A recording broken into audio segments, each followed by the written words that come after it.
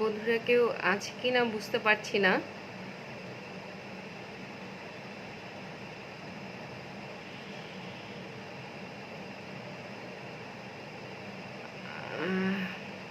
আমার কথা কি স্পষ্ট শুনতে পাচ্ছেন আপনারা?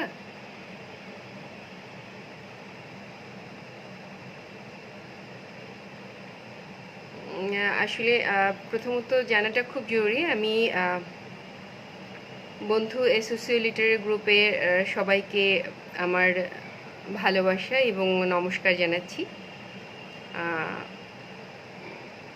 আমি ঠিক জানি না বা বুঝতে পারছি না যে আমার কথা ক্লিয়ারলি শুনতে পাচ্ছেন কিনা আপনারা।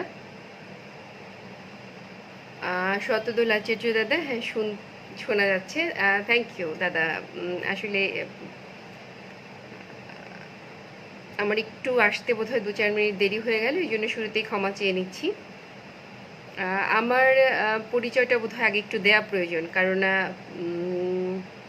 আমি বোধহয় অনেকের খুবই স্বাভাবিক যে অচেনা। আমি নাহিদা আশরাফি, কবিতা লিখতে চেষ্টা করি, গল্প লিখতে চেষ্টা করি, আর একটা পত্রিকা সম্পাদনা করি, এবং একটি আমার ছোট্ট প্রকাশনা সংস্থা আছে, এবং কবিতা ক্যাফে নামে আমার একটি বইয়ের দোকান বলা যেতে পারে, একটা বুক ক্যাফে রয়েছে। এই হচ্ছে আমার মোটামুটি পরিচয়। আমি শতদল আচার্যরা, ওয়েলকাম। আদিমা মজুমদার লিখেছেন শুভ সন্ধ্যা। শুভ সন্ধ্যা আপনাকেও। ভালো লাগছে আপনাদেরকে দেখে। আমি ঠিক জানি না আমি আসলে আজকে আপনাদেরকে কতটুকু কি শোনাতে পারবো। আমি আমার 2-4টি কবিতা আপনাদের সামনে পাঠ করার চেষ্টা করব। এ পর্যন্তই। মূলত আসলে আমি আমার সবচেয়ে পছন্দের জায়গাটা হচ্ছে সম্পাদনা। জলধি নামে একটা পত্রিকার সম্পাদনা করি আমি, এবং এটা হচ্ছে আমাকে যদি কখনো প্রশ্ন করা হয়, আদিমা মজুমদার ক্ষমা চাওয়ার কিছু নেই। আচ্ছা বন্ধু, ধন্যবাদ। যেটা হয়েছে, আমার পত্রিকাটার নাম হচ্ছে জলধি, শুরুতেই বলেছি। আমি বোধহয় জলধি একটু দেখালে আপনাদের ভালো হবে। এটা হচ্ছে আমার পত্রিকা, যদি উল্টো করে দেখছেন আপনারা নিশ্চয়ই। জলধি নামে আমার একটা এই পত্রিকাটা আমি আজকে প্রায় 5 বছর হতে চললো। এই লিটল ম্যাগটা আমি সম্পাদনা করি, এবং সম্পাদনাটাকে আমি খুব উপভোগ করি বলা যেতে পারে। আমি সম্পাদনা করতে ভালোবাসি, এবং লিটল ম্যাগের জায়গাটাতে আমাদের যে সংকট এবং সম্ভাবনাগুলো রয়েছে, আমি চেষ্টা করি সেগুলো উত্তরণের, এবং এটা একটা আন্দোলন। আমার কাছে এটা একটা আন্দোলনের মতন করেই আমি দেখি। কাজে এই আন্দোলনে সামিল হওয়া বা শরিক হওয়া আমার কাছে আনন্দের। এই তো হচ্ছে পত্রিকার ব্যাপারটা বললাম। আর যেটা হচ্ছে, আমি কবিতা লিখি। হ্যাঁ, কবিতা তো লিখি অবশ্যই। আমি 2-4টি কবিতা আপনাদেরকে শোনাবো। আমার কবিতার বই আছে 4টা, গল্পের বই 2টো, এবং সম্পাদিত গ্রন্থ 4টা। এই হচ্ছে মোটামুটি আমার বইয়ের তালিকা। আমার এবারের এই বইমেলাতে আমার একটা বই বেরিয়েছে, এটা হচ্ছে বাইলিঙ্গুয়াল বই। বইটার নাম হচ্ছে দ্য টেনেটস অফ স্যাডনেস। এটা একটা বাইলিঙ্গুয়াল বই, মানে কবিতাটা বাংলা এবং ইংরেজি দুটো ভার্সনই আছে। আমি আসলে লিখতে পারি না, লেখার চেষ্টা করি। আদিমা মজুমদার, আমরা লিখব কি? আসলে আমি পড়তে ভালোবাসি বলেই কিন্তু সম্পাদনাটা বেছে নিয়েছি। এই জন্যই বেছে নিয়েছি যে কারণ এটাতে আমার খুব সুবিধা হয়। অনেকের লেখা পড়তে পারি, অনেক লেখা সম্পর্কে জানতে পারি, এবং খুব বেশি ভালো লাগে যখন পড়তে গিয়ে আমার ভেতরে এই লেখাগুলোর ছায়া থেকে যায় মানে বরাবরই পড়তে ভালোবাসি বলে পড়াটাকে আমি খুব উপভোগ করি। কাজে আপনারা লিখলে আমি পড়বো। আমি আপনাদেরকে এইটুকু কথা দিতে পারি, আপনারা একজন নিমগ্ন পাঠক পাবেন। তারপরও ওই যে আপনাদের সবার দেখা দেখি মাঝে মধ্যে আমারও লিখতে ইচ্ছে করে। দেবলীনা রয়, শুভ সন্ধ্যা আপনাদেরকে। অনেক বন্ধুদেরকে দেখতে পাচ্ছি আমি, ভালো লাগছে, আমার আসলেই ভালো লাগছে। এবং আমি জানি না আপনাদেরকে আসলে আমি কতটুকু তৃপ্তি দিতে পারবো, কারণ কবিতা তো আসলে এমন একটা জিনিস, ভালো লাগার এবং ভালোবাসার জিনিস। আমার কাছে তো নিঃসন্দেহে ভালোবাসার এবং ধ্যানের এবং নিমগ্নতার। আমার কাছে কবিতা ইবাদতের মতো। এইখানে আমি কতটুকু আসলে সৎ থাকতে পেরেছি আমি জানি না, তবুও আমি চেষ্টা করব। আমি প্রথমেই আমার এই বইটা থেকে, যে বইটার কথা বলছিলাম কিছুক্ষণ আগে, দ্য টেনার্স অফ স্যাডনেস, বিরহ সূত্র থেকে আমি একটা কবিতা আপনাদেরকে পড়ে শোনাচ্ছি, তারপরে আমি অন্য কবিতায় চলে যাব।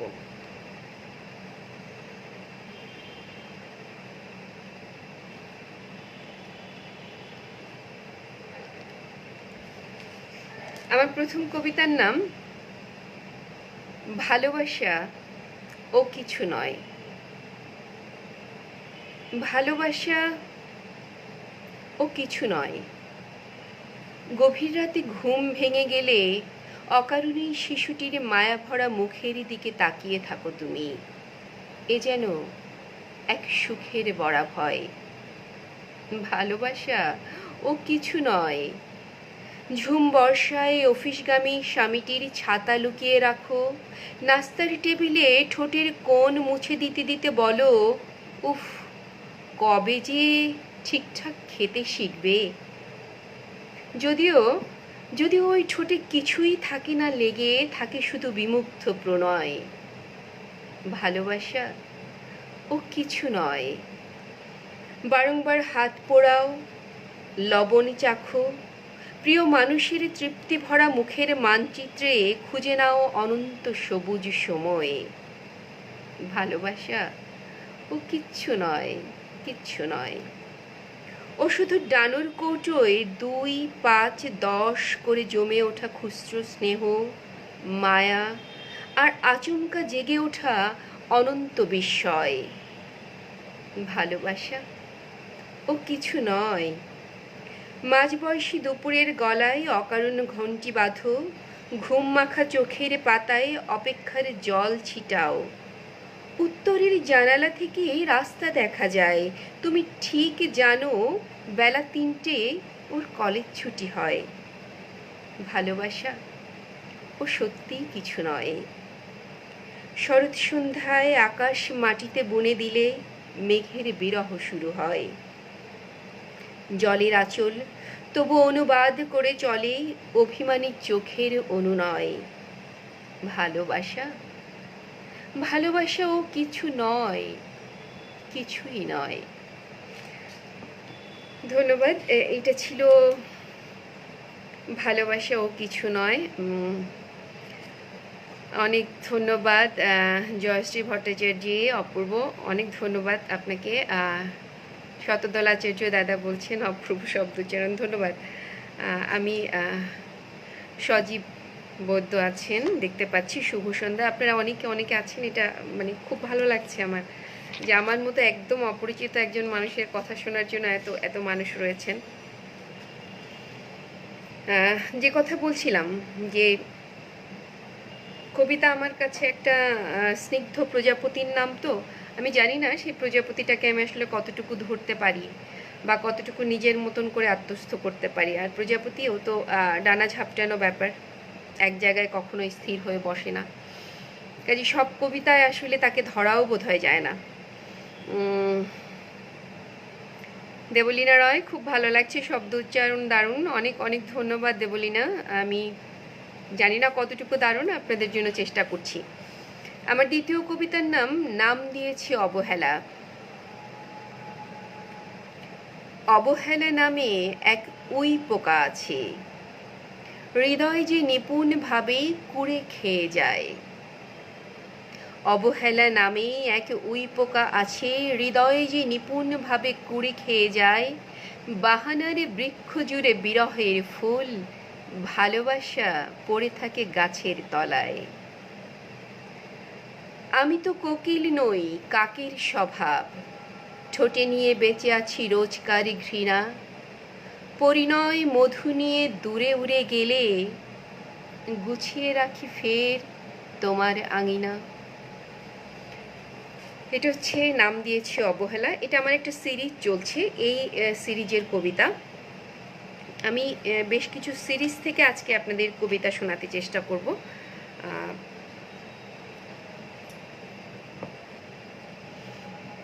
বিজয়দেব, কবিতাটি চমৎকার। ধন্যবাদ বিজয় দাদা, আপনাকে অসংখ্য অসংখ্য ভালোবাসা।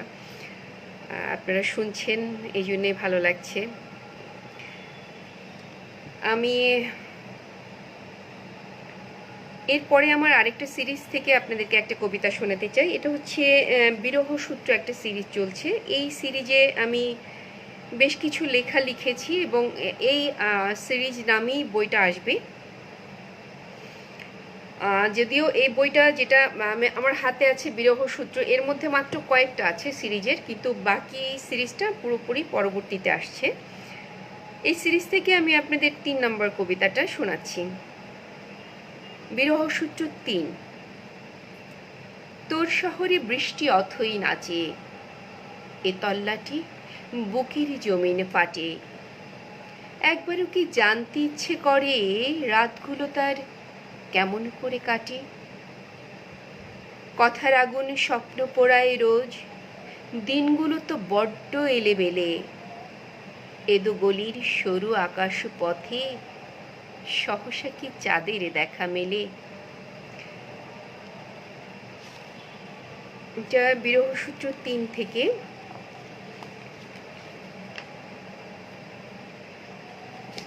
বিরহ সূত্র ৪টাও শোনাতে চাই আপনাদেরকে।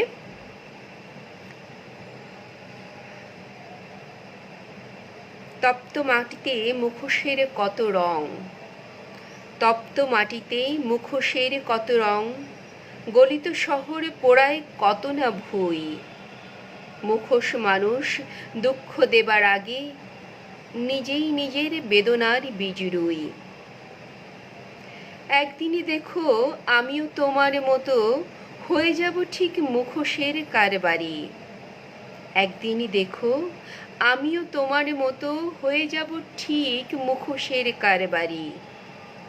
হিসেব তখন মিলবে না কিছুতেই, কে কাকে কখন কিভাবে গেলাম ছাড়ি। এটা হচ্ছে বিরহ সূত্র ৪।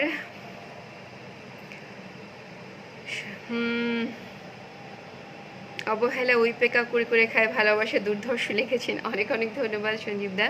সাতদল, চমৎকার কবিতা। এই সময়ের বাংলাদেশের তরুণ প্রজন্মের কবিতা। তরুণ প্রজন্ম আরও ভালো লিখছে। আমি আসলে খুব ভালো লিখতে পারি না, কিন্তু যারা লিখছেন তারা খুব ভালো আছেন। লাইভে দেখতে পাচ্ছি আমাদের কামরুল ভাই আরিফ ভাইকে, দেখি কামরুল ভাই আরিফ ভাইকে ইনভাইট করে অ্যাড করে নিচ্ছি।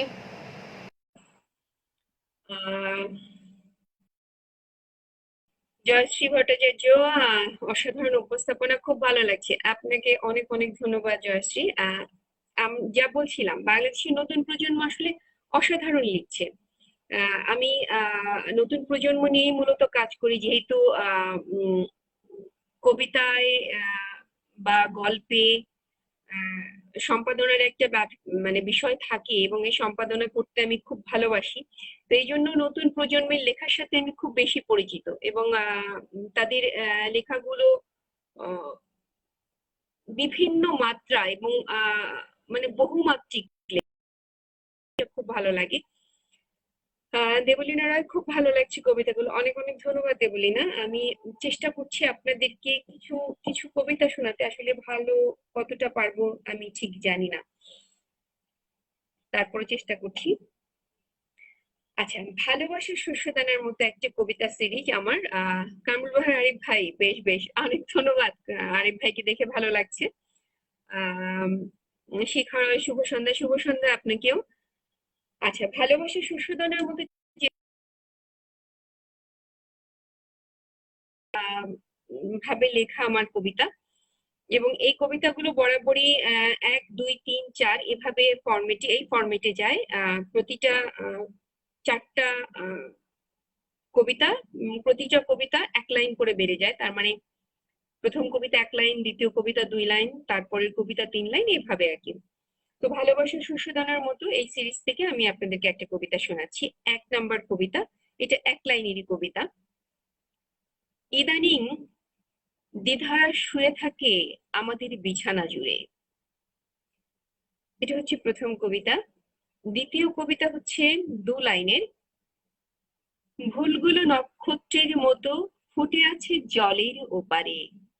ভুলগুলো নক্ষত্রের মতো ফুটে আছে জলের ওপারে। এপারে অপেক্ষায় আমি, কেউ তো বলুক তারে। এটা হচ্ছে দ্বিতীয় কবিতা। তৃতীয় কবিতা হচ্ছে 3 লাইনের। মৃত মাছের চোখে রোজ জমা হয় শোক। মৃত মাছের চোখে রোজ জমা হয় শোক। উৎসব উড়ে গেলে দূরের শহরে আমাদের প্রেম নিয়েও কিছু কথা হোক। আহ এটা হচ্ছে 3 নাম্বার কবিতা। কেমন ভাই আরেক ভাই? আমারও ভালো লাগছে আপনাকে দেখে। হ্যাঁ, আগে সঞ্জীব দত্ত, তপ্ত মাটিতে মুখোশের খুব খুব খুব ভালো লাগলো কবিতাটি। অনেক অনেক ধন্যবাদ দাদা। যেটা বলছিলাম, ভালোবাসা শস্যদানার মতো সিরিজের 4 নাম্বার কবিতা, যেটা 4 লাইনের। ভালোবাসা শস্যদানার মতো, সোনালী ঠোঁটের পাখি খুঁটে খাবে আরো। ভালোবাসা শস্যদানার মতো, সোনালী ঠোঁটের পাখি খুঁটে খাবে আরো। পড়ে থাকা বিরহে চোখে রাখো আমারই ঠিকানা, খুঁজে পেলেও পেতে পারো। এটা হচ্ছে উম এই সিরিজের আরো বেশ কিছু কবিতা রয়েছে। আমি পরে আবার সময় পেলে আপনাদেরকে শোনানোর চেষ্টা করব। এবার আরেকটি কবিতা, জয়শ্রী ভট্টাচার্য, বাহ দারুণ, অনেক অনেক ধন্যবাদ। এবারে যে কবিতাটা আমি আপনাদের শোনাতে চাই, এই কবিতাটার নাম হচ্ছে তোমাকে চেয়েছি। তোমাকে ভেবেছি, তাতেই নীরব নদী জল উপকূল। তোমাকে ভেবেছি, তাতেই নীরব নদী জল উপকূল। কে জেনেছে কবে ভাবনাতে এত অবাক হুলস্থুল। তোমাকে দেখেছি, তাতেই ভাসল জমি, ভাসল দ্রোহ। কে জেনেছে কবে দৃষ্টিতে এত জলের সমারোহ। তোমাকে বলেছি, তোমাকে বলেছি, তাতেই যুদ্ধ রায়ট সর্বগামী। কে জেনেছে কবে কথার প্রলয় ধর্মের চেয়ে দামি। তোমাকে ছুঁয়েছি, তাতেই পড়ল ঘর, পড়ল দেবালয়। কে জেনেছে কবে স্পর্শে এত আগুন জুড়ে রয়। এটা হচ্ছে তোমাকে চেয়েছি। আমি মূলত আপনাদেরকে এতক্ষণ যে কবিতাগুলো শোনাবার চেষ্টা করেছি, প্রতিটি কবিতাই আহ একটু রোমান্টিক ঘরানার কবিতা, প্রেমময় কবিতা। এগুলো সিরিজ আকারে বিভিন্ন জায়গা আমি আসলে জড়ো করছি। আমি জানি না আসলে শেষ পর্যন্ত কি হবে। আর এখানে আমার সম্পর্কে একটু মজার কথা বলে নিই, সেটা হচ্ছে আমি একটু মানে আহ, বই করার ব্যাপারে সবসময় আমার একটা মানে অনীহা কাজ করে। অনীহা কাজ করে এই ভেবে যে আমি এখনো মনে করি যে আমার লেখা আসলে কিছু হচ্ছে কিনা, বা আমি এখনো কনফিউশন কাজ করে ভেতরে, বা তৃপ্ত নই এরকম মনে হয়। তো যার জন্য মনে হয় যে আসলে সবাই এত এত ভালো লিখছে, তার মধ্যে আমার লেখা আসলে কতটুকু ভালো লাগবে বা কতটুকু হবে জানি না। উম জীবনদা, আপনার কাব্যের সত্যগুলো খুব সুন্দরভাবে চিত্র দেয় আর মনীষানা। কামরুল ভাই, আরিফ ভাই ভালোবাসে শস্যদানার মতো, সেই শস্যদানা এত আলো দেয় গোটা ভুবন আলোময় করে রাখে। অনেক অনেক ধন্যবাদ কামরুল ভাই, আরিফ ভাই। উম দেবলীনা রয়, পারলে কবি আল মাহমুদের কবিতা পড়বেন। কবি আল মাহমুদের কবিতা আসলে এই মুহূর্তে আমার হাতের কাছে নেই, আমি দুঃখিত। আম, আমি আহ, চেষ্টা করব শেষের দিকে যদি পারি আপনাদেরকে শোনানোর জন্য। আহ, আমি এবার শুরুতে বলেছিলাম যে কিছুটা রোমান্টিক কবিতা আপনাদেরকে শোনালাম প্রথম দিকে। কবিতা আসলে এমন একটা জায়গা দখল করে থাকে আমাদের জীবন যাত্রা, আমাদের সমাজ চিত্র, আমাদের রাজনীতি, সমাজনীতি, অর্থনীতি সবকিছুকেই আসলে নিয়ন্ত্রণ করেন কবিতায়, মানে কাব্যে এবং ভাবে বা আমি বলবো যে যদি আমাদের সমগ্র জীবন সেই কবিতায় উঠে না আসে তাহলে সেই কবিতাকে আমার প্রকৃত কবিতা বলে মনে হয় না। এটা অনেকেই খুব ভালো হয়তো তুলে আনতে পারেন কবিতায়। আমি জানি না আমি কতটুকু পারি। আমি এবার যে কবিতাটা আপনাদেরকে শোনানোর চেষ্টা করব এটা একটু সমাজ চেতনামূলক কবিতা। আমি পাঠ করছি আপনাদের জন্য। মনে করুন, কবিতাটির নাম হচ্ছে মনে করুন। আহ মনে করুন আপনি এমন এক শহরে থাকেন যার আকাশে কোনো মেঘ জমে না। কিছু তাজা লাল রক্ত প্রায়শই উড়ে গিয়ে মেঘের ঘাটতি পূরণ করে। মনে করুন আপনি এমন এক শহরে থাকেন যে শহরের সন্তানেরা ঈদ অথবা পূজা পার্বণে কিনে আনে পিতার কাফনের কাপড় অথবা চিতার কাজ। মনে করুন, মনে করুন আপনি এমন এক শহরে থাকেন যেখানে ঘর থেকে বেরোলেই প্রিয়জনেরা প্রত্যাবর্তনজনিত কোনো দুশ্চিন্তায় ভোগে না। আপনার ফিরে আসাটা কি বরং এক অপারে বিস্ময় আর বিধাতার লীলা খেলা ভেবে চুপসে যায়। মনে করুন আপনি এমন এক শহরে থাকেন যেখানে বুক পকেটে কলম রাখার অপরাধে আপনাকে অস্ত্র মামলায় ফাঁসানো হয়। মনে করুন, মনে করুন আপনি এমন এক শহরে থাকেন যেখানে জন্মের চিৎকারকে অপরাধ ভেবে ঠিক সেই দিনই আপনার মৃত্যুদণ্ড কার্যকর করা হয়। জন্মের অপরাধ স্বীকার করে আপনাকে বলতেই হয় মহামান্য মৃত্যু, আর একটি বুলেট অপচয়ের জন্য আমি আমার জন্মকে ধিক্কার দেই। আপনার এই অপচয় রোধে জন্মের সব পথ আজ থেকে বন্ধ করে দেয়া হোক। মনে করুন, মনে করুন বৃষ্টির বদলে বুলেট। মনে করুন আলোর বদলে আগুন। মনে করুন জীবনের বদলে জিঘাংসা। মনে করুন রাষ্ট্রের বদলে রাত্রি। মনে করুন, মনে করুন, মনে করুন। কত আর মনে করবেন? এতটুকু মনে আর কতই বা ধরে। তবু, তবু শেষবারের মতো মনে করার চেষ্টা করুন আপনি বেঁচে আছেন তো। ধন্যবাদ। এটা হচ্ছে আমার মনে করুন কবিতাটি পড়ছি। সঞ্জীব বিদ্যা 1 লাইন 2 লাইন 3 লাইনের কবিতাগুলো মন ছুঁয়ে গেল। অনেক অনেক ধন্যবাদ। শতধারা চিঠি কবিতা নিয়ে আপনার ভাবুন, আপনার দারুণ। আসলে কবিতা নিয়ে আমি যতটা লিখতে ভালোবাসি তার চেয়ে ভাবতে বেশি ভালোবাসি। এবং এই ভাবনাগুলো আসলে আমাদের শ্রদ্ধেয় অগ্রজ যারা রয়েছেন কবিতা নিয়ে, যারা যারা সত্যিকারেই উম, মানে নিজেকে নিবেদন করেছেন, আমি বলবো যে একেবারেই নিবেদন করেছেন, কবিতা যাদেরকে পুরোপুরি খেয়েছে এমন মানুষদের কবিতা পড়তে পড়তে হয়তো 2-4 লাইন লেখার শখ হয়েছে বা শখ হয় বা মনে ইচ্ছেটা জাগে। কিন্তু আমি সব সময় বলি যে এটা আসলে আহ, আমার নিবেদন বলা যেতে পারে, কিন্তু আমি হয়তো তাদের মতো নিবেদন হতে পারি না, কিন্তু তাদেরটা পড়ে সমৃদ্ধ হই। আহ এরপরে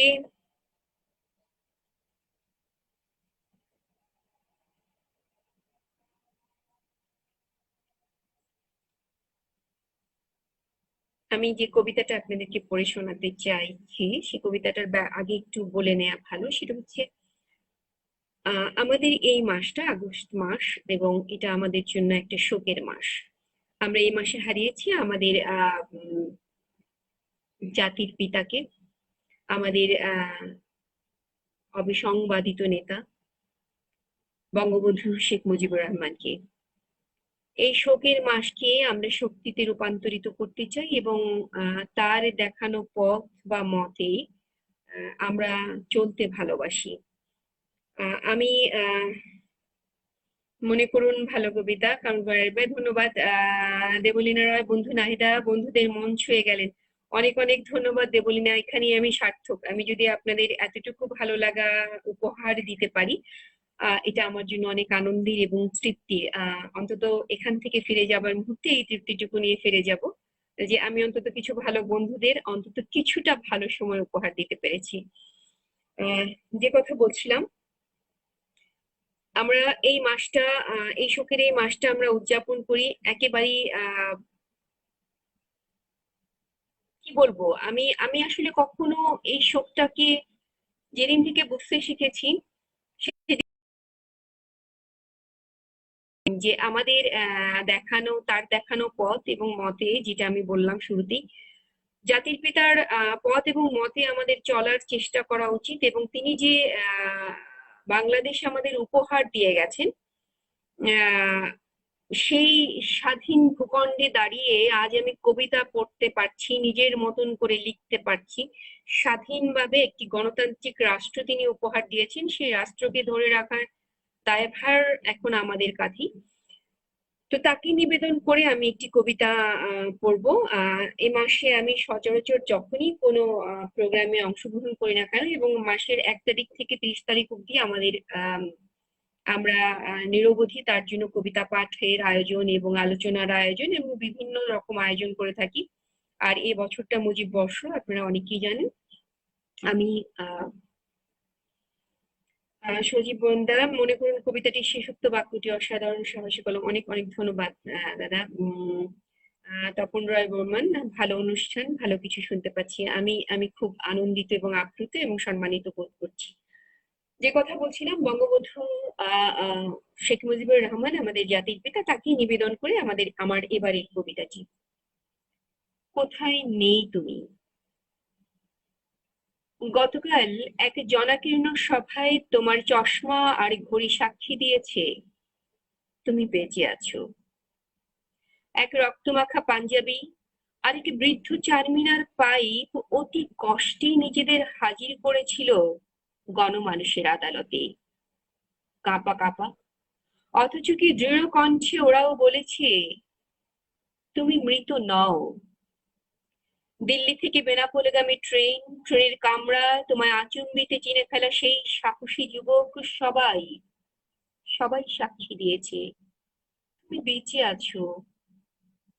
শকুনের থাবা আর হিংস্র দানবেরই শিকারী চোখ এড়িয়ে রাত্রির নির্জনতা আর আধারের প্রগাঢ়তায় নিজেকে আড়াল করেছ কত শতবার। পরম মমতায় ওরে তোমায় আগলে রেখেছিল, যেন মাতৃ করে আগলে থাকা শিশুটি। সেই রাত্রিকালীন নির্জনতাও তার জঠরের দিব্যি দিয়ে বলেছে তুমি বেঁচে আছো। সাক্ষী দিয়েছে বাইগার নদী, সাক্ষী দিয়েছে জেলের নৌকো, সাক্ষী দিয়েছে জাতিসংঘে দেয়া তোমার প্রথম বাংলা ভাষণ, সাক্ষী দিয়েছে স্বাধীন ভূখণ্ড।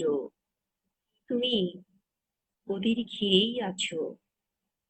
একজোড়া দোয়েল, হলুদ বরণ সর্ষের মাঠ, নীল আকাশ, শুভ্র কাশের বন, গর্বিত লাল সবুজ মানচিত্র। বলতে পারো, বলতে পারো কোথায় নেই তুমি।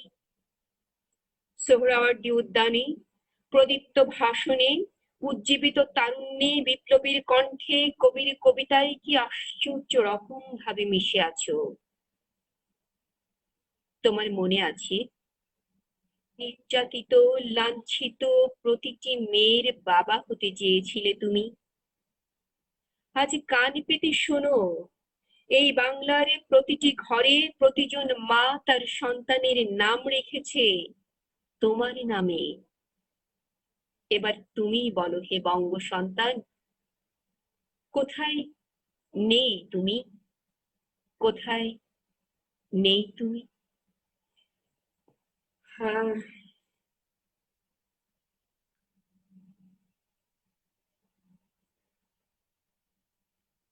হ্যাঁ, কামরুল ভাই, আরিফ ভাই, কবি সম্ভবত আপনার সৌভাগ্য 75-এর 15ই আগস্টে খুনিদের সকণ্ঠে উদ্ধত উচ্চারণে শুনতে হয়নি শেখ মুজিবকে হত্যা করা হয়েছে। না, আমি আসলেই সৌভাগ্যবান, কারণ এই কথা আমাকে শুনতে হয়নি, এবং আমি এটা শুনতে চাইনি বা এখনো শুনতে চাইনি। এবং আমার এই কবিতার মতো আমি এখনো দৃঢ়ভাবে বিশ্বাস করি, জাতির পিতা এখনো আমাদের সাথে আছেন, প্রতিটা মুহূর্তে আছেন, প্রতিটি কর্মে আছেন, আমার কলমে আছেন, আমাদের মননে আছেন, চিন্তায় আছেন, মেধায় আছেন, শক্তিতে আছেন। কাজী দানব যত বড়ই শক্তিশালী হোক না কেন, একটা সময় তাকে পরাজিত হতেই হয়, পদানত হতেই হয়। আমিন্দ মজুমদার, সিলেট তালতলা গিয়েছি। বাহ, খুব ভালো। বাংলাদেশে এসেছেন এটা জেনে ভালো লাগছে। বিনম্র শ্রদ্ধা, আপনার শ্রদ্ধা আমরা গ্রহণ করলাম, এবং শ্রদ্ধা বনত চিত্তে গ্রহণ করলাম। জাতির পিতার প্রতি এই ভালোবাসা, এটা আমাদের দেশের প্রতি এবং আমাদের মাটির প্রতি ভালোবাসা। আসলে একটা জায়গায়, এই জায়গাটায় আমাকে কখনোই মানে তার জন্য কবিতা লিখতে গিয়ে আমাকে কখনো ভাবতে হয়নি। আমি আমি বোধহয় সবচেয়ে বেশি কবিতা লিখেছি জাতির পিতাকে নিয়ে। আচ্ছা, এবার আবার একটু চলে যাব। ভালো লাগছে, ঢাকার এক বন্ধুর কবিতা শুনছি ঘরে বসে। হ্যাঁ, আমারও ভালো লাগছে যে আমি ঢাকায় বসে আপনাদের এত এত দূর আসলে দূরকে করেছি নিকট বন্ধু। এটাই এখন আমাদের এই ডিজিটালাইজেশনের এই একটা ভালো প্রভাব, যে আমরা অনেক দূরে বসেও কাছের বন্ধুদেরকে তেমন করেই কাছে পাচ্ছি, বা কাছে পাওয়ার যে একটা তাগিদ, যেটা আগে অনেকটা সময় নিয়ে বা অনেকটা দীর্ঘ পথ নিয়ে ভাবতে হতো, আমাদেরকে এখন আর সেটা ভাবতে হয় না। আমরা খুব দ্রুত মানে বন্ধুদেরকে অন্তত দেখতে পাচ্ছি, শুনতে পাচ্ছি। এটা এটা অনেক আনন্দের এবং খুব চমৎকার, নিঃসন্দেহে। এবং ডিজিটালাইজেশনের যে পজিটিভ প্রভাবগুলো আমাদের মধ্যে, অবশ্যই এটি তার মধ্যে একটি। আহ ভালো লাগছে। এবার আমি একটু চলে যাব যাত্রা বিরতি। একটা কবিতা আছে আমার, আমি এই যাত্রা বিরতি কবিতাটাতে চলে যাব। সজীব বিদ্যা বঙ্গবন্ধুকে স্মরণে মননে রেখে আপনাদের পথ চলা সাহিত্যে সাংস্কৃতিক চর্চায় মন ভরে গেল। অনেক অনেক ধন্যবাদ দাদা। হ্যাঁ, আমাদের আহ শুধু সাহিত্য সংস্কৃতিতে না, আমি বলবো খুব সাধারণ মানুষের মনে খুব সাধারণ ভাবে আহ হৃদয়ে গেঁথে যাওয়া একটি নাম, বঙ্গবন্ধু। এই নামকে আসলে মানে আমি বলবো, বঙ্গবন্ধুকে আমি কখনোই আগস্ট বা কোনো মাসে বা কোনো বছরের ঘোরাটোপে বন্দি করতে চাই না। তিনি সতত আছেন, প্রতি মুহূর্তেই আছেন। আচ্ছা, এবার আমি ফিরে যাচ্ছি, আমার যে কবিতাটা আপনাদেরকে শোনাতে চাই সেটা হচ্ছে যাত্রা বিরতি। কবিতাটার নাম। ডাকযোগে একটা আকাশ পাঠাতে বলেছিলাম তোকে, পাখির ঠোঁটের মতন খুঁটে খুঁটে জমিয়েছিলাম কিছু জীবন বিষয়ক পদাবলী, কিছু ভাসমান খড়কুটো প্রাণ, কিছু কমনীয় কাতরতা, কিছু খণ্ডকালীন দুঃখবোধ, আর একগুচ্ছ ক্ষয়িষ্ণু ক্ষোভ। আহা, কি না ছিল এই সংসার আয়োজনে! ভেবেছিলাম আকাশটা পেলেই সাজিয়ে নেব সুনিপুণ গৃহস্থালি। হায় রে সংসার, কত মায়া আর মৃত্তিকার, কত ছায়া আর ছত্রাকের! এমন জড়িয়ে বেঁচে থাকার মানেই বুঝি বরগাছা হয়ে বেঁচে থাকা? নির্ভরতার সুখটুকু কিংবা অবলম্বনের আস্থাটুকু তোর চোখেই পড়লো না? তবে শোন, মাঝপথে ট্রেন থেমে গেলেই ধরে নিতে নেই যে আর বুঝি এগোনো যাবে না, আর বুঝি দেখা মিলবে না কাঙ্ক্ষিত প্ল্যাটফর্মের। ভুলে গেছিস বুঝি? গন্তব্যের আগে সর্বদাই কিছু যাত্রা বিরতি থাকে। যাত্রা বিরতি কবিতা শোনালাম আপনাদেরকে। আহ যা বলছিলাম যে কথাটা আর কি, সেটা হচ্ছে লেখালেখির বিষয়ে। লেখালেখিটা চর্চাটা আমার খুব ছোটবেলা থেকে। আহ একেবারেই আমি ক্লাস যখন 4-5-এ পড়ি তখন থেকেই আমি বুঝে হোক না বুঝে হোক লেখার চেষ্টা করেছি। আহ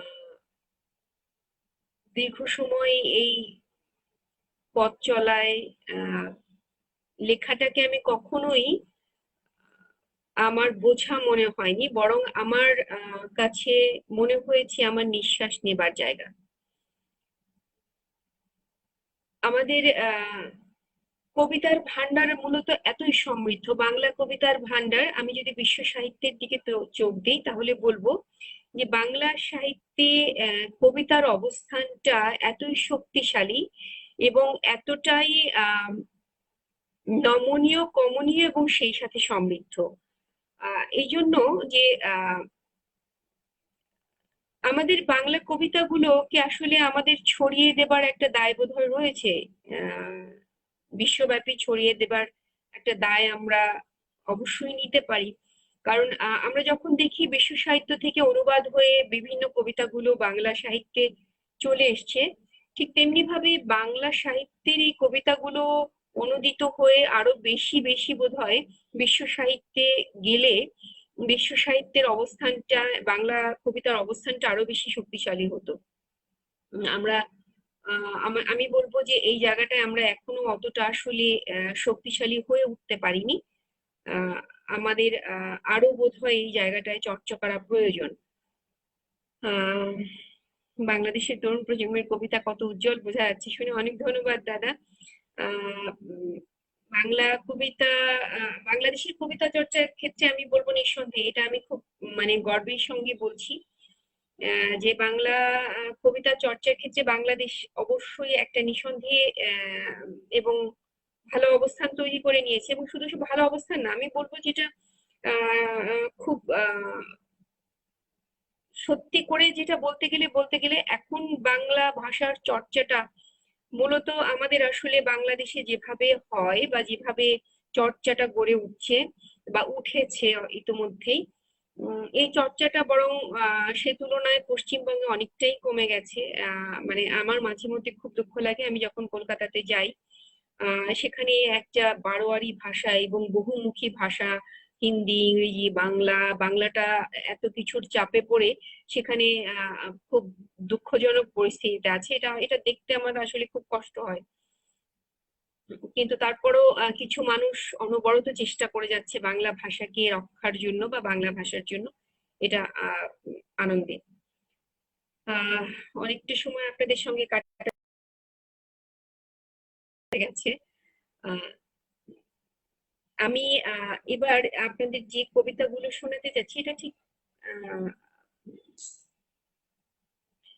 সঞ্জীবদা যাত্রা বিরতি কবিতাটি মন ছুঁয়ে গেল, আর বুঝি দেখা হবে না কাঙ্ক্ষিত প্ল্যাটফর্মে। হ্যাঁ আসলে দাদা, যেটা হয় কি, আমরা তো সবসময় ভেবে নিই যে আমাদের ট্রেন বুঝি আর আসবে না, বা আর বুঝি ধরা যাবে না, বা ধরলেও বোধহয় কোথাও থেমে গেল। আসলে কোথাও কোনো কিছু না থামে না, যেখান থেকে থামে ওখান থেকে আবার শুরু হয়। এটা এটাই আমি আমি অন্তত তাই মনে করি। আমি আমার জীবন থেকে শিক্ষা নিয়েছি, আমার পারিপার্শ্বিকতা, আমার পরিবেশ আমাকে শিখিয়েছে, আমার পরিবার আমাকে শিখিয়েছে সামনে চলতে এবং সবসময় একটা আমি বলবো যে একটা পজিটিভ ভাইব, যেটা আমি খুব সৌভাগ্যবান যে আমি আমার পরিবার এবং সব জায়গা থেকে পেয়েছি। এই পজিটিভ ভাইবের কারণেই আজকে হয়তো যতটুকু আজকের আমি ততটুকু আপনাদের সামনে আসতে পেরেছি। যে কথাটা বলছিলাম, আমার একটা সিরিজ আছে, চিঠি সিরিজ। এটাতে মূলত আহ উম, চিঠি কাব্য বলতে পারেন, চিঠি বলুন, চিঠি কাব্য বলুন, বিভিন্ন ভাবে বলা যেতে পারে। কিন্তু এই চিঠিগুলো মূলত দুটো মানুষের, দুটো চরিত্রের। এটা হচ্ছে, একজন হচ্ছে মনোময়, আর একজন হচ্ছে নিশ্চয়তা। আহ শিখা রয়, শিখা দিয়ে খুব ভালো লাগছে, অনেক অনেক ধন্যবাদ। ভালো লাগছে এটা জেনে আমি আসলে খুব আনন্দ পাচ্ছি যে আপনাদের ভালো লাগছে, এবং আপনাদের এই ভালো লাগায় আমি আসলে আপ্লুত এবং আমিও আগ্রহান্বিত বোধ করছি। যাই হোক, যেটা বলছিলাম, মনোময় সিরিজটা, এই সিরিজ থেকে চিঠি কাব্য থেকে আমি কয়েকটা চিঠি আপনাদেরকে পড়ে শোনাবো। আহ জানি না কতটুকু সময় আছে, তারপরে চেষ্টা করছি। এই চিঠি সিরিজের 31তম চিঠি, যেটা 31 নম্বর চিঠিটা আমি আপনাদের পড়ে শোনাচ্ছি। মনোময়, ভালো আছিস জানি, তাই এসব গদবাঁধা প্রশ্ন থেকে দূরে থাকলাম। জানতে চেয়েছিলি কবিতা লিখি কিনা। এই শহর তো কবিতা চেনে না, চেনে কর্মব্যস্ত জীবন। কবিতার আবাদযোগ্য জমি এখানে কোথায়? আর থাকলেও তা ক্রয়সাধ্য নয়, অন্তত আমার মতো ন্যাড়বেড়ে রংচটা মধ্যবিত্তের কাছে তো নয়। ঘুমো ঘোরে মনোহর, এই টাইপের কোনো স্বপ্ন ভুল করেও আমার এদোগলিতে ঢুকবে না। এবং এও জানি, একজন সফল নিম্নবিত্তের স্বপ্ন প্রাক নির্বাচনী প্রতিশ্রুতির মতো, কানের পোকা নাড়িয়ে দেয় বটে, দৃঢ়তা নাড়ায় না। ব্যর্থতায় মরিয়ে তাই রোজ কত রকম হাসি কিনতে হয়, তার কোনোটাই ঠোঁটের মাপে হয় না বলে অসামঞ্জস্যের সুতো দিয়ে টেনে টুনে তাকে মেলানোর চেষ্টা চলে। অভিনয় জানতাম না কখনোই, তাই তোর প্রতি মুগ্ধতা গোপন থাকেনি। এ নিয়ে অবশ্য আক্ষেপ নেই কোনো, আমি তো বরাবরই ছেঁড়া পাল ভাঙা মাসুল। তোর হাজারো সফলতার গল্পে এক ফোঁটা বিষাক্ত ভুল। তোর প্রতি এই যে মুগ্ধতা, যাকে বিংশ শতাব্দীতে এসেও ভালোবাসা ভেবেছি বোকার মতো, সে দায় তো তোর নয়। ভালোবাসা শতাব্দী চেনে না, চেনে শুধু বিরহ। এ এমনই এক ম্যাজিক কার্পেট, উঠে বসেছো তো ব্যাস, বিচ্ছেদ নিয়ে তোমায় আর ভাবতে হবে না। সেদিন যখন চোখে আঙুল দিয়ে দেখিয়ে দিলি আমি তোর জীবনে কি আর কোথায় আছি, তাতেও আর কষ্ট পাইনি। কেন পাবো বল? সত্তর এলাও সহজে, আমার তো মুখস্থ যে আমি এক অন্ধকারের জীব, আলোতে তার অস্তিত্ব কোথায়। সমস্যা কি জানিস? মুখস্থ যা কিছু সব মগজের কোষাগারে জমে। মন তো পাটজাত গুদাম, এক কোণে আগুন লেগেছে তো ব্যাস, কোনো কিছু পোড়াতে বাদ রাখবে না। এই পোড়া হৃদয় নিয়ে বেশ থাকবো দেখিস। ভুলে যাব কবে কোথায় কোন মধ্যরাতে জেগে থাকা চাঁদের সাথে নিদ্রা হরণের গল্প করেছিলাম। ভুলে যাব কবে কোন স্বপ্ন বিছানো পথে একটা নাকছাবি হারিয়ে মন কেমন করে উঠেছিল। ভুলে যাব জলের গায়ে সাঁতারের আঁচড় কাটতে না পারার দুঃখ। ভুলে যাব, ভুলে যাব প্রথম দেখার গাঢ় আবেগ, অথবা শেষ চুম্বনের অভিনয়। এইসব টিপিক্যাল বাঙালি মেয়ের মেন্টালিটি আজ থেকে ঝেড়ে ফেলে দিলাম। তুই তো এক উদার পাখি, বুকের ছোট্ট খাঁচায় তোকে কি পোষ মানায় বল। তাই উড়িয়ে দিলাম, মুক্তি দিয়ে নিজেই খাঁচাবন্দি হলাম। রোজ রোজ তোকে আর কষ্ট করে ভালোবাসি বলার মিথ্যে অভিনয় অন্তত করতে হবে না।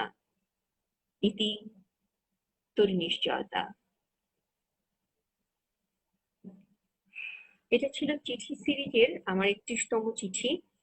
মূলত এই পুরোটাই এই সিরিজের সবগুলোই চিঠি। এই চিঠিগুলো সব মনোময়কে লেখা চিঠি, নিশ্চয়তা নামের একজনের লেখা এই চিঠিগুলো, এই দুটো চরিত্রের মাধ্যমে আমাকে অনেকেই মাঝে মধ্যে প্রশ্ন করে থাকেন যে এই মনোময় কে অথবা নিশ্চয়তা কে। আহ আসলে থাকে না, মানুষের ভেতরে একটা চরিত্র থাকে, মানুষের হৃদয় জুড়ে একটা মানুষ থাকে, যেই মানুষটাকে যে কোনো ভাবেই যে কোনো মানুষ তার মতন করে দেখতে ভালোবাসে। তো যেহেতু আমি লিখতে ভালোবাসি, তাই লেখার মাধ্যমেই ঠিক ওরকম কোনো একটা প্রতিমূর্তি বা ছায়ামূর্তিকে নিয়ে এই লেখাগুলো মূলত আসলে মনোময় বা নিশ্চয়তা নামে এটাকে মানে চরিত্র আমার হৃদয়ের ভেতরে আছে, কিন্তু বাইরে চিন্তা করতে গেলে এটা আসলে একটু একটু জটিল হয়ে যাবে। কারণ আসলে আমাদের প্রত্যেকের কবিতাতেই কিছু না কিছু চরিত্র থাকে। এবার যে কবিতাটা আমি পড়বো, জয়শ্রী ভট্টাচার্য, ভীষণ মনোগ্রাহী অনুষ্ঠান। আপনাকে অনেক অনেক ধন্যবাদ জয়শ্রী, আপনি আসলে আমি আমার কবিতা ছাড়া তো আর কিছু করার নেই। আমি গান গাইতে পারি না বা অন্য কিছু পারি না, লেখা ছাড়া আমি আসলে মূলত কিছুই পারি না। তো যার জন্য আহ আপনাদের কিছু কবিতা শুনিয়ে যেতে চাই, এইটুকুই যা। আপনাদের ভালো লাগছে জেনে তৃপ্ত হচ্ছি বা আনন্দ পাচ্ছি।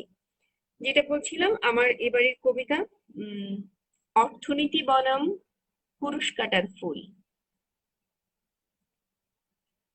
নীতি আমার বউয়ের নাম, নতুন সংসার, সামান্য অর্থ, তবু আমাদের সময়গুলোকে সে কুরুশ কাটারি নিপুণতায় বুনে যেত কাটারি হিসেবে বসে বসে। সুতোর গণিত বুঝে বুঝে এক একটা দিন সে ফুটিয়ে তুলতো বেলি অথবা গন্ধরাজের মতোই। অতঃপর অর্থ নামক এক মোহনীয় গ্ল্যামার গার্ল আমার সামনে এসে দাঁড়াতেই আমি নীতিকে ভুলতে শুরু করলাম, জ্ঞাতে এবং অজ্ঞাতে। এখন আমার অনেক অর্থ, শুধু নীতি প্রাক্তন হয়ে গেছে।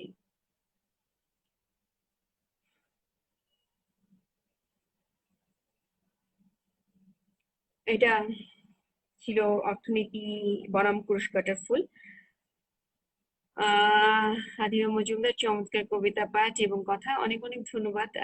আমি আসলে আপ্লুত যে আপনাদের ভালোবাসায় আমি ধন্য হচ্ছি, যতটুকু প্রাপ্য না তার চেয়ে অনেক বেশি ভালোবাসা পাচ্ছি।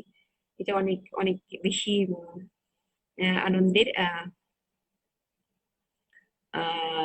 আদিমা মজুমদার, কবির নিজের ভাবাবেগ। হ্যাঁ, কবিতায় তো কবির নিজের একটু ভাবাবেগ থাকবেই, এটাই স্বাভাবিক, তার নিজস্ব চিন্তা চেতনা বা মননের বিষয়টা থাকবেই।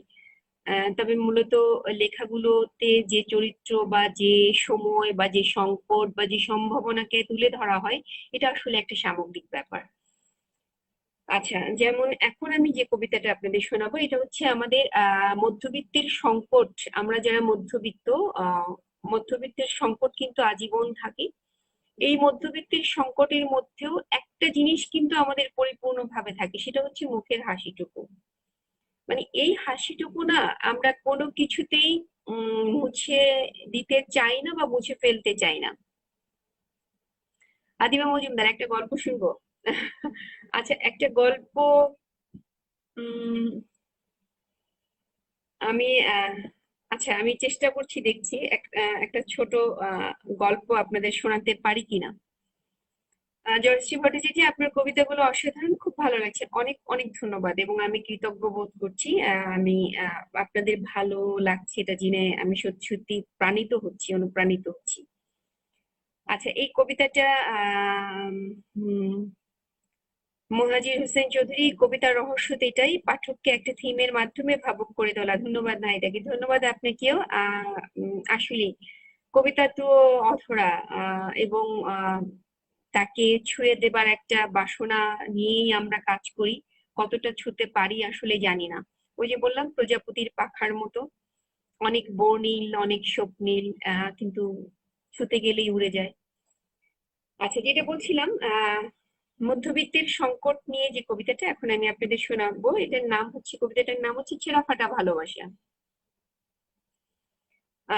আচ্ছা, শাহাদাত চৌধুরী আরো আচার্য দাদা আরো কয়েকটি কবিতা শুনি। আচ্ছা, আমি চেষ্টা করছি।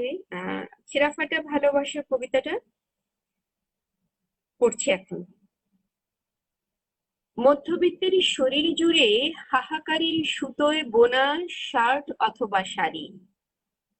মধ্যবিত্তের শরীর জুড়ে হাহাকারের সুতোয় বোনা শার্ট অথবা শাড়ি।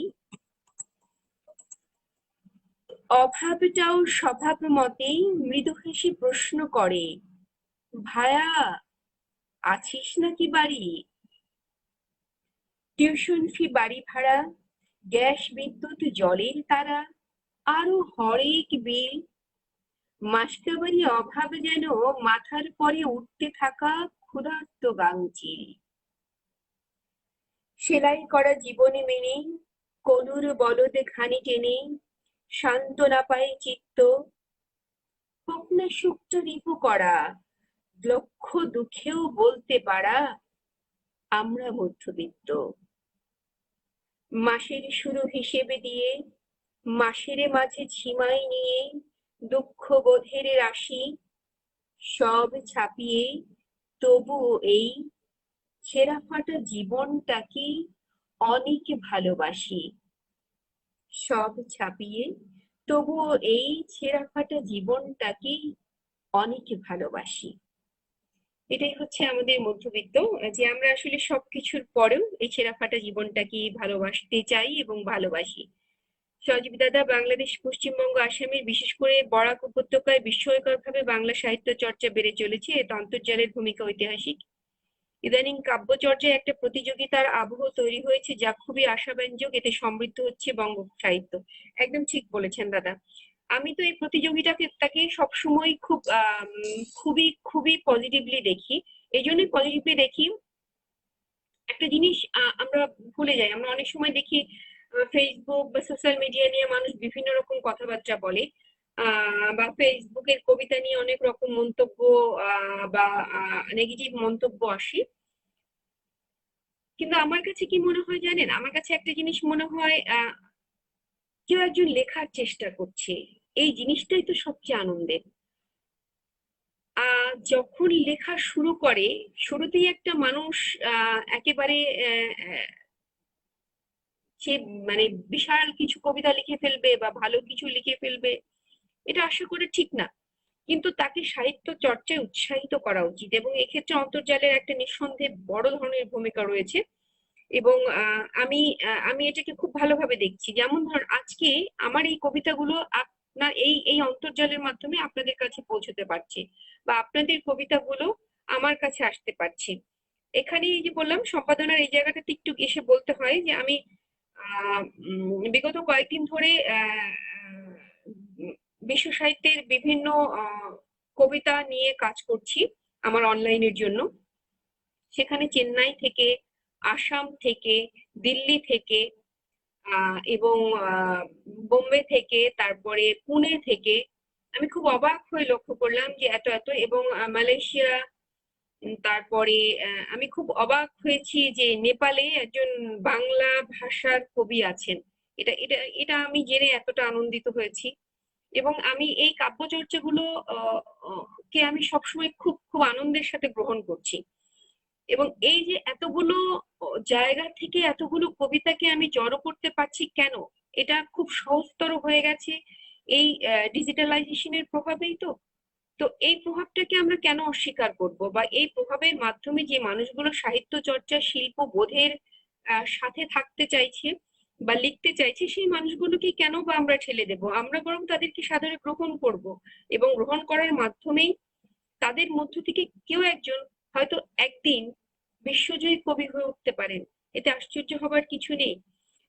সো আমি আসলে এটা মনে করি, যারা ফেসবুকে কবিতা নিয়ে আবোল তাবোল বলেন, কিন্তু সবাই আসছেন, এটা আশাবাঞ্জক। হ্যাঁ, নিঃসন্দেহে দাদা, আমি এটাই বলতে চাচ্ছি যে আসলে এভাবে বলার বা ভাবার কিছু নেই। বরং আমি যে কোনো ব্যাপারকে, যেমন অনলাইন পত্রিকা, আমি খুবই খুবই আনন্দিত হই যখনই নতুন কোনো অনলাইন পত্রিকা দেখি। আমি খুব আগ্রহ নিয়ে দেখার চেষ্টা করি। কাছের মানুষ হলে চেয়ে অনেক সময় এটা সেটা বলি। আমি জানি না, অনেকে হয়তো কষ্টও পান, কিন্তু আমি খুব আপন ভেবে হয়তো কথাগুলো বলার চেষ্টা করি।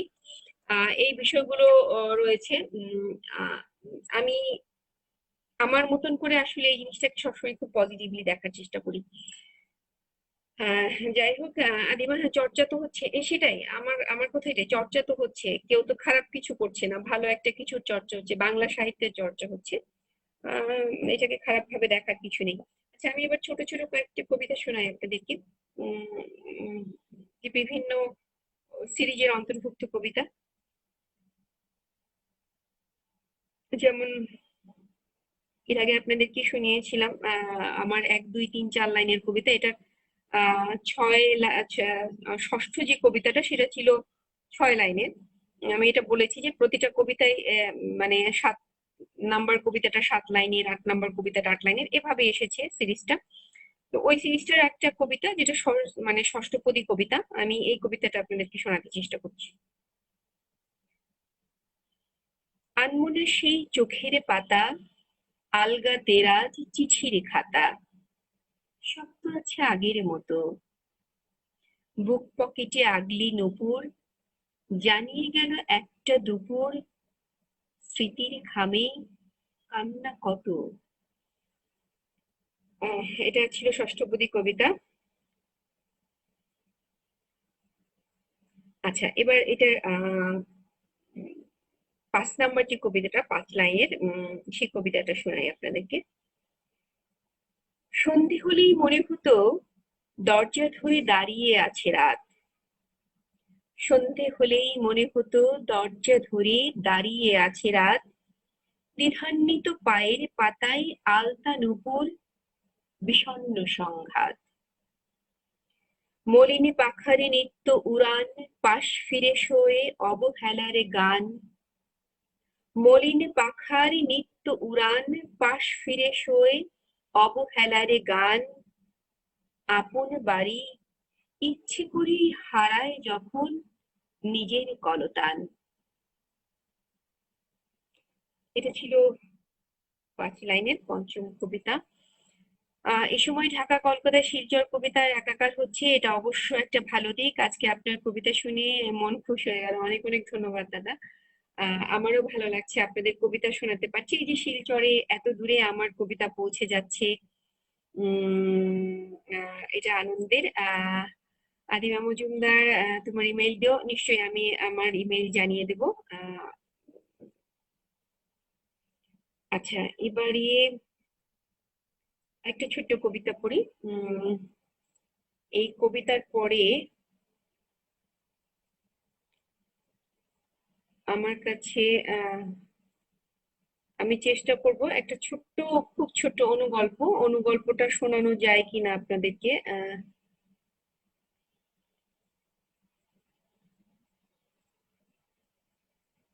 আচ্ছা, আমি তার আগে একটা ছোট্ট কবিতা পড়ছি। উম, এবং আমার এই কবিতাটা সহ আরো বেশ কিছু কবিতা অসমীয়া ভাষায় অনুবাদ করেছেন আমাদেরই একজন দাদা, প্রিয় দাদা। এবং এই কবিতাগুলো নেপালি ভাষায় এবং আরো কয়েকটি ভাষায় অনুবাদ হয়েছে। আমি এই কবিতাটা পড়ে শোনাচ্ছি। আত্মান্বেষণ। হাত দোষারোপ করছে পাকে, পা চোখকে, চোখ খিদেকে, খিদে দোষ দিচ্ছে মাথাকে, মাথা কানকে, এত সব হুলস্থুল দেহযুদ্ধে ভয় পেয়ে আত্মা চুপিসারে বেরিয়ে হাঁটতে থাকে অন্ধকারে। এখন সে পাকুড় গাছের তলায় ঘুমিয়ে আছে গুটিসুটি মেরে, বৃক্ষ জন্মের আশায়। আত্মা ঘুমিয়ে আছে বৃক্ষ জন্মের আশায়। এটা এই ছোট ছোট কবিতা আমার আমার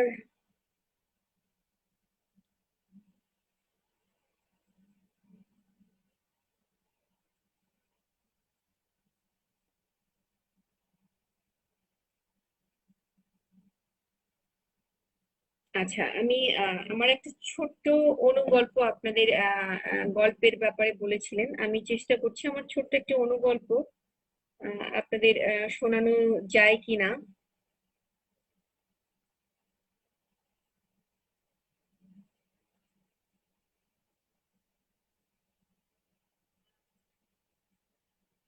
আচ্ছা, এই গল্পটির নাম হচ্ছে উম, এবং আমি খুব কম আয়োজনে আসলে গল্প করি আজকে। আপনাদের জন্য এই ছোট গল্পটা উপহার হিসেবে রইল। পৃথিবী অথবা সমুদ্রের গল্প। আমার ব্যক্তিগত কিছু লেখার মধ্যে মানুষের থাকে না এক ধরনের ভালো লাগা বা ভালোবাসা। এটা আমার সেই রকম একটা ছোট ভালো লাগার গল্প। পৃথিবী অথবা সমুদ্রের গল্প। আজ 7 দিন মায়ের বিয়ে হয়েছে। আমি আর আমার ছোট বোন এই 7 দিন অন্য ঘরে ঘুমাই। প্রথম প্রথম খুব কষ্ট হয়েছে। মাকে না ছুঁয়ে ঘুমানোর ব্যাপারটা, সময়ের নিয়মে অভ্যস্ত হয়ে যেতাম হয়তো, কিন্তু না ছুঁয়ে ঘুমাতে হবে, তাও একটা বাইরের লোকের জন্যে, এটা মানা প্রায় অসম্ভব। দ্বিতীয় দিনে লোকটা আমাদের দু বোনের জন্য দুটো ফ্রক কিনে নিয়ে এলো। মা ফ্রক দুটো দেখে আমাদের চেয়ে বেশি উচ্ছ্বসিত হলেন। রাগে তখন আমার গা জ্বলছিল। মনে হচ্ছিল ফ্রক দুটো গলায় পেঁচিয়ে খুন করি লোকটাকে। আমাদের আশ্রয়ের নৌকোটা দখল করে আবার ন্যাকামি হচ্ছে। লোকটার সবকিছু অসম্ভব অসহ্য হতে লাগলো। উঠতে বসতে খেতে যত রকম ভাবে খারাপ আচরণ করা যায়, নতুন বাবার সাথে আমরা ঠিক তাই করতাম।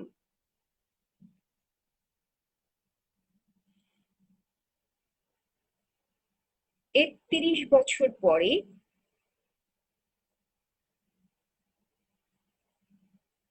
আচ্ছা মা, তুমি নানুর পাশ থেকে নানা ভাইয়ের ছবিটা সরিয়ে রাখো কেন?